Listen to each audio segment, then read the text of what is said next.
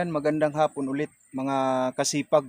Habang ako'y pauwi sa aking daan ay napansin ko itong damo o parang vine na nandito sa aking may daraanan sa landas. Oo, ito.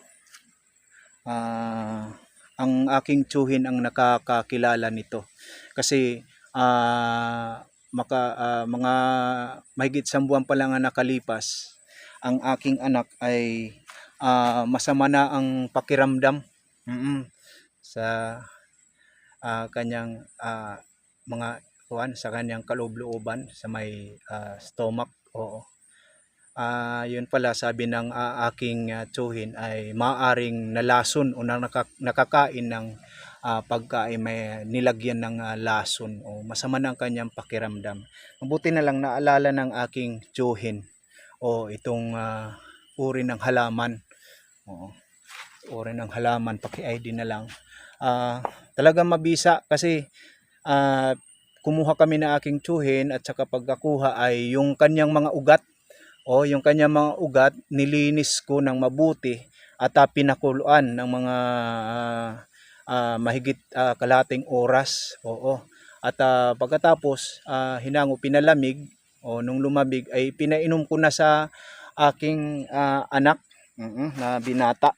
Binata na, may 22 years old. Oo. Masama na ang kanyang pakiramdam, namamaga ng kanyang mga binti o kanyang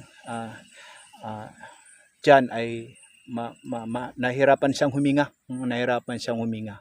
O yun pala, sabi ng tiyuhin ko ay maaring nalason. O yun, kumuha kami nito. Doon kami kumuha sa may tabing dagat kasi madalas nandun ito sa mga malapit sa tabing dagat. O yun, hinugasan ko yung kanyang gamot, pinakuluan at pinainom. Yun, mga makalipas ang mahigit kalating oras ay sumuka ang aking anak. Sumuka ang aking anak, mayroon siyang mga isinuka, yung mga kanya mga nakain.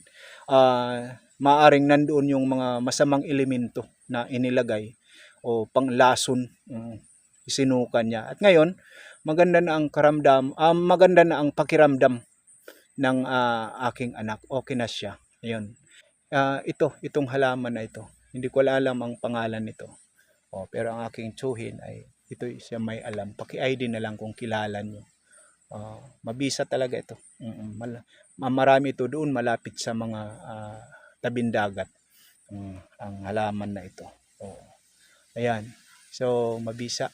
Sumuka talaga ang aking anak pagkainom ng pinakuluan na mga ugat nito. Nilinis ko ng mga ugat nito, pinakuluan. At pagkalamig ay aking ipinainom. Ayun, sumuka siya.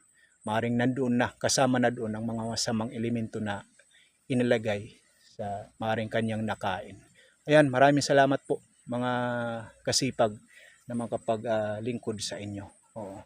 At sana patuloy nyong suportahan ang aking channel on YouTube, ang Marabot Rocks TV. At paki-subscribe po ang aking channel, ang Marabot Rocks TV, at paki-like po doon at paki-comment at paki-share na rin po. Maraming salamat po mga kasipag. Hanggang sa susunod po na video na aking i-upload. Pauwi na po ako sa bahay. Bababa na po ako mula sa bundok namin. Maraming salamat po.